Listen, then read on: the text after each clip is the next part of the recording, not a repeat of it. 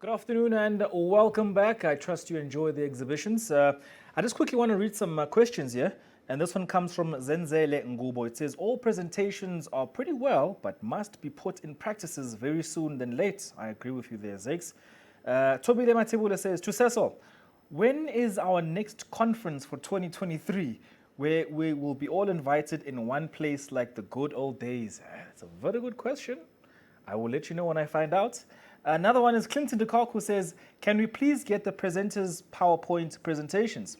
Okay, look into that. And Ntando Klimba says, is the whole session recorded for those who couldn't attend? The answer is yes. If you do go to the tab on the app and you look there below live stream, go to speakers, you'll find all the speakers that have spoken so far. Speaking of speakers, let us welcome Mr. Daniel Naido, who will be talking about app development and extended reality. Thank you, sir. You can come through. Good afternoon, everybody, to the audience out there. And thank you very much, Faze, for the wonderful introduction.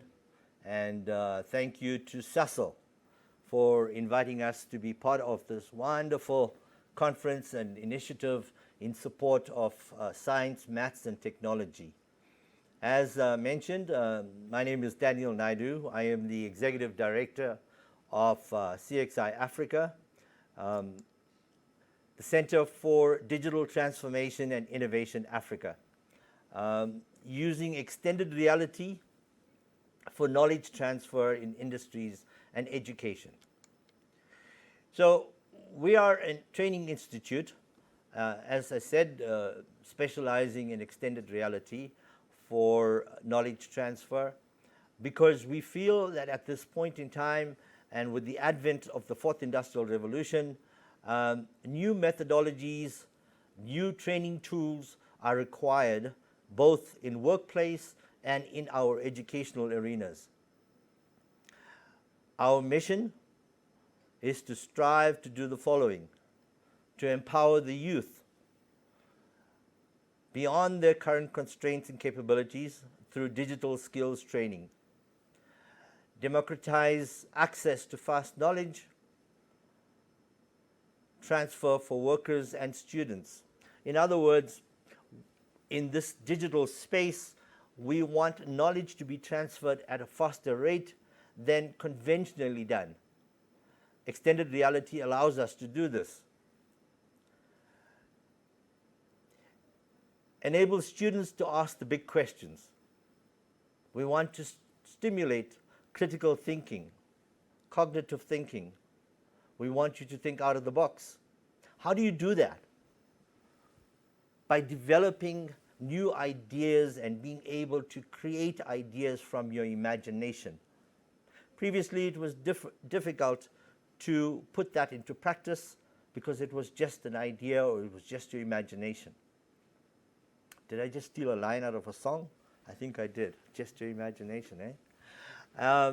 But folks, really, we now have access to technology that allows us to digitize our thoughts.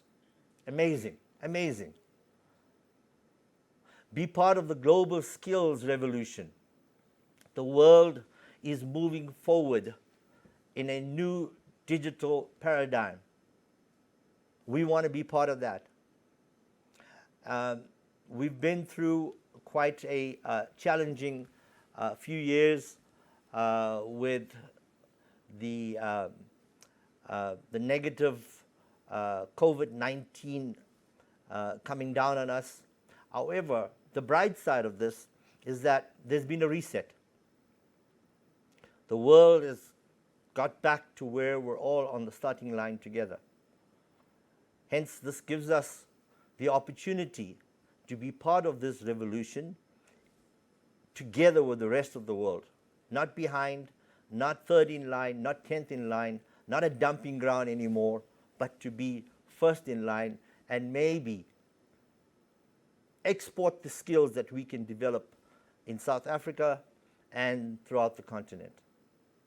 We want to create access to new exciting smart jobs and impact on job creation through new skill, through reskilling, and through upskilling.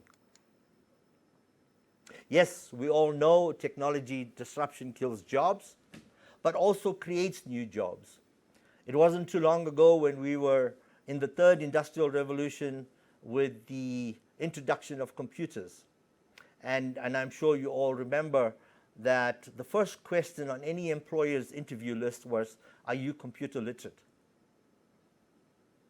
I'm sure you recall that. It was not that long ago. As a matter of fact, some employers still have that as their first question. Are you computer literate? Well, folks, we've now come a long way from there, and now they want to know, are you literate in any of the fourth industrial revolution components? Whether it's extended reality, whether it's artificial intelligence, do you have any capacity in digital transformation? This is now allowing us to be competitive. If you do have that skill set, it makes you competitive in the job market.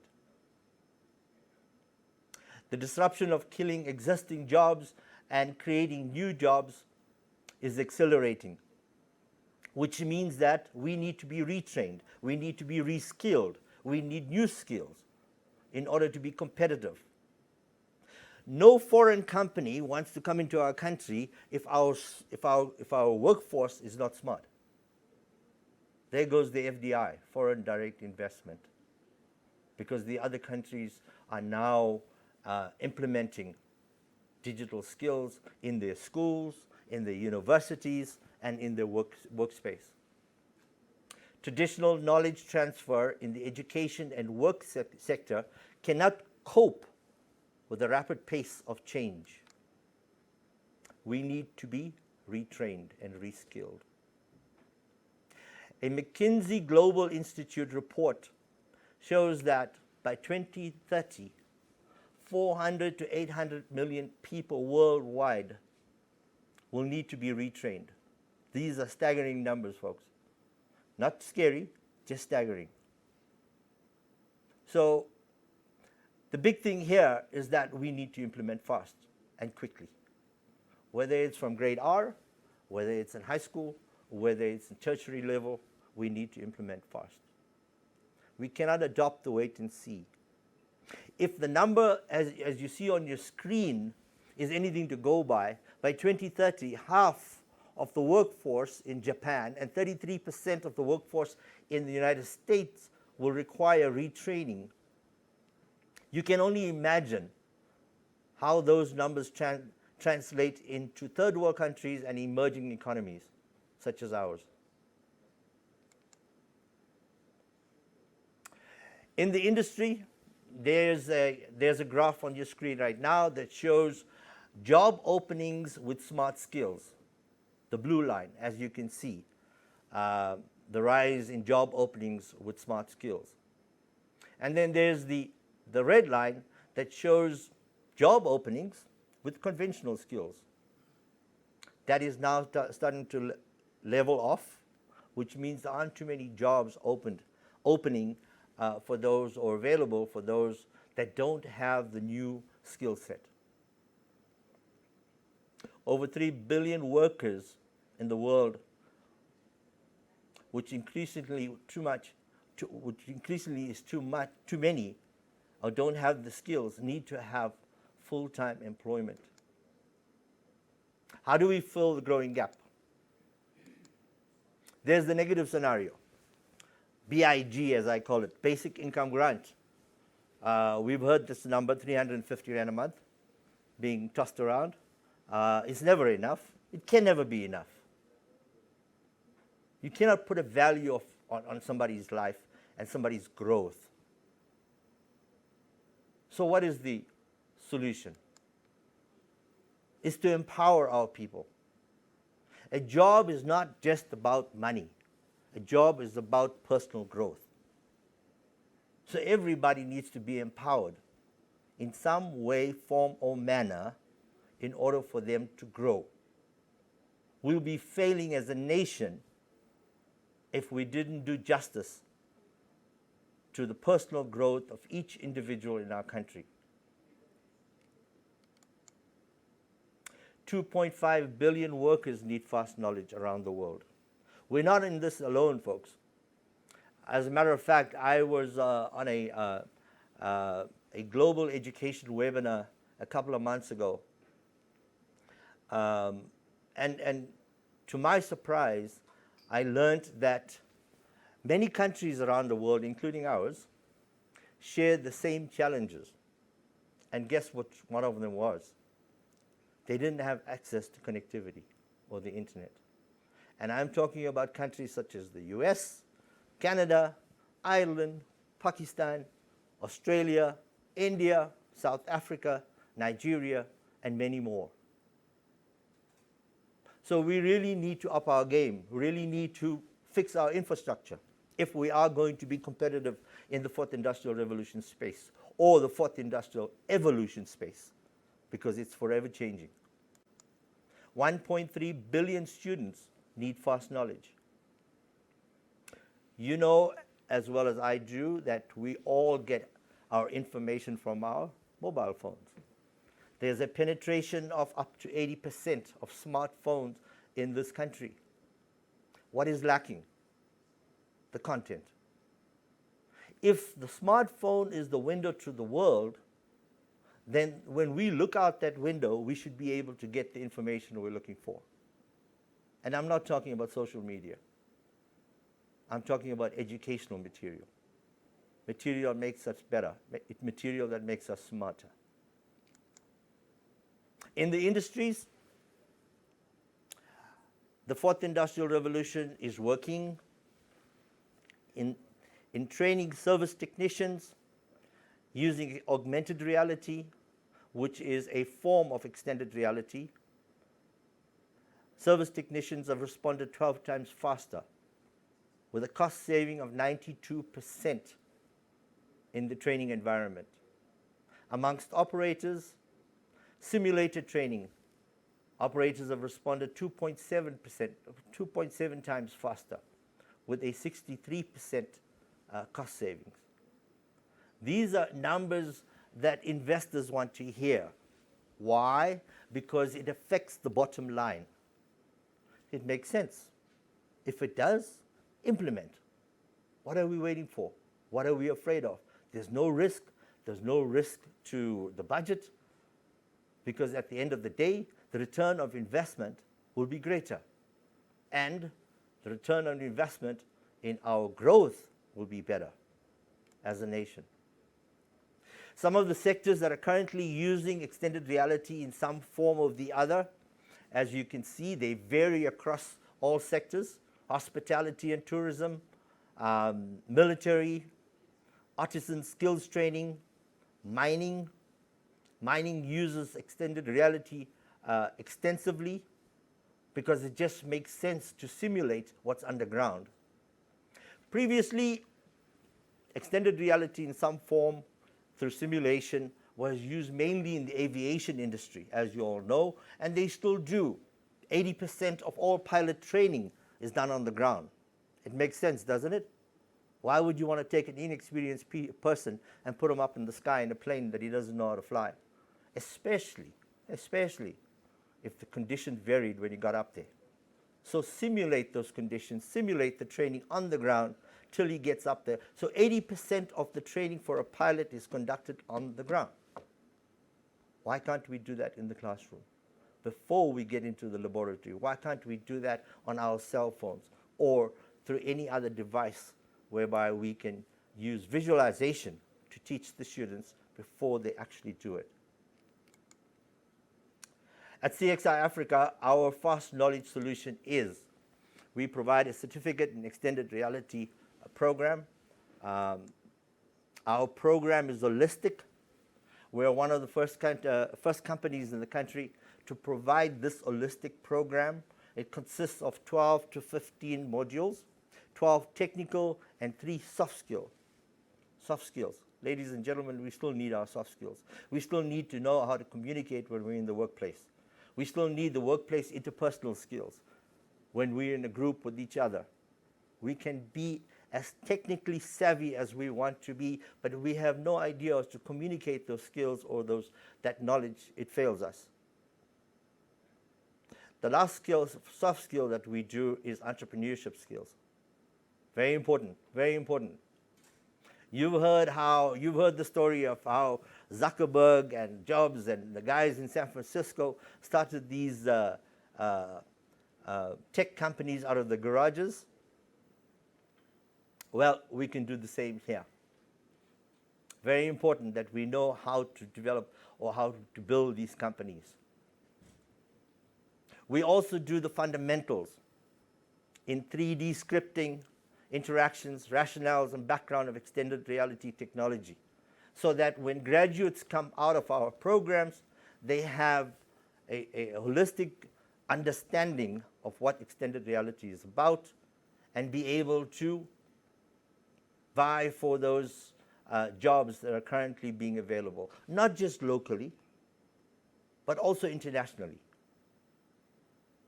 You've heard how the world is a global village. Well, technology certainly makes it even smaller.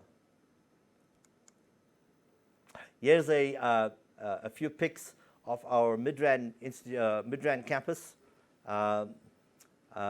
based in Midrand in Noordwijk, next to Vodacom. We are currently in the process of expansion, opening centers in the Eastern Cape, Limpopo, and Mpumalanga. The company is a year old, not bad for a small local company. We're also now looking at expanding across the borders in Nigeria, Botswana, and Mauritius, and soon to be in the Gulf region, in Qatar. Our value proposition and impact is to strengthen partnerships with academic institutions and training institutions, with companies such as Sasol and other blue chip companies, multinational companies, whereby training could advance and support their value chain. To fast track employable students. Far too often we go into universities, take on programs that doesn't get us the employment that we're seeking. Why? Because we're not employable, because we don't have the skills.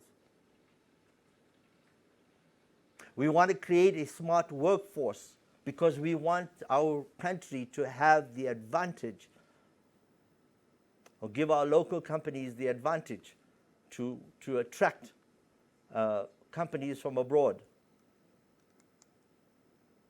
And finally, here are some of our partners and endorsements that we have collaborated with or collaborating with currently.